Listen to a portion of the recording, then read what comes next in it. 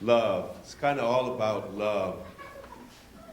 Getting ready for today, I reflected on, in over 20 years of running a cabaret here in town, what have I learned about love?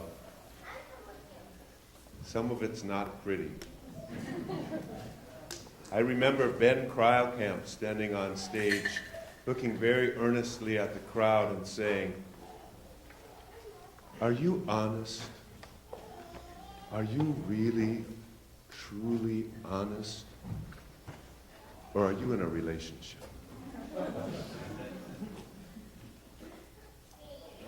I remember a flannel-shirted lesbian standing on stage saying, "When two hearts beat as one, somebody's dead."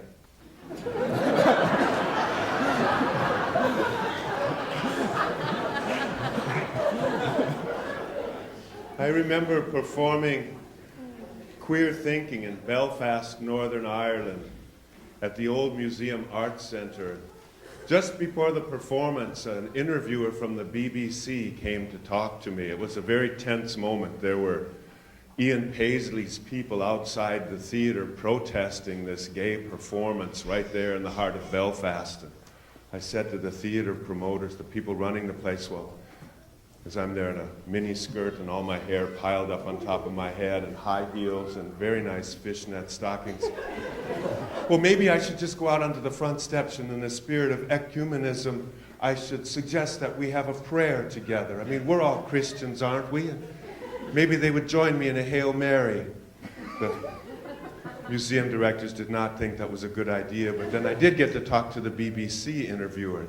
She said to me, "Well, you know, in the nature of what you're doing, I'd really like to talk to you because I think that we all in Western culture suffer from this myth of Adam and Eve.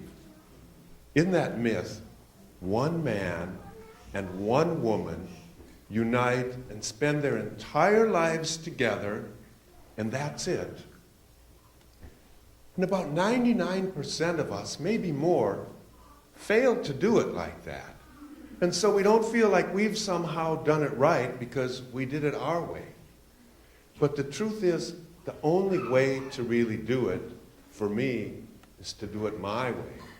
And for Mark and Amy to do it their way, in whatever way is uniquely theirs. So the trick is not for Mark to love Amy as who he thinks or hopes Amy is, but to love Amy for who he discovers each day anew Amy is. And the same way for Amy. If she's got preconceptions in her head of who this guy Mark is and what's supposed to happen, there are going to be surprises. Even if she doesn't think she has conceptions of what it's like, there are going to be surprises. But true love and true commitment is about being ready for those surprises. Because you know what?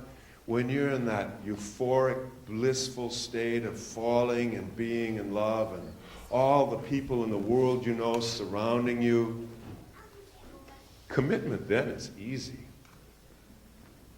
Challenge for commitment is when everybody isn't there cheering you on and you're finding out that you're really upset and not so happy with what's happening, but that's the time to go back to the commitment and realizing, you know what?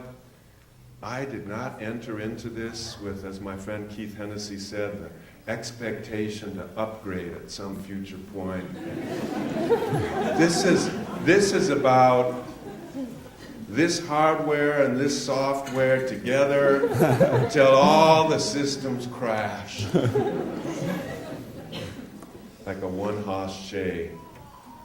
So I'm delighted at this time to have the opportunity. And if you're wondering, is Patrick really a minister or is he just playing his part? I actually am licensed as a minister in the state of Minnesota, and I can legally do what you're about to see happening. I don't just play one on TV. And although I've spent years improvising, Amy and Mark have given me a script, and so I'd like them to stand up here on either side of me.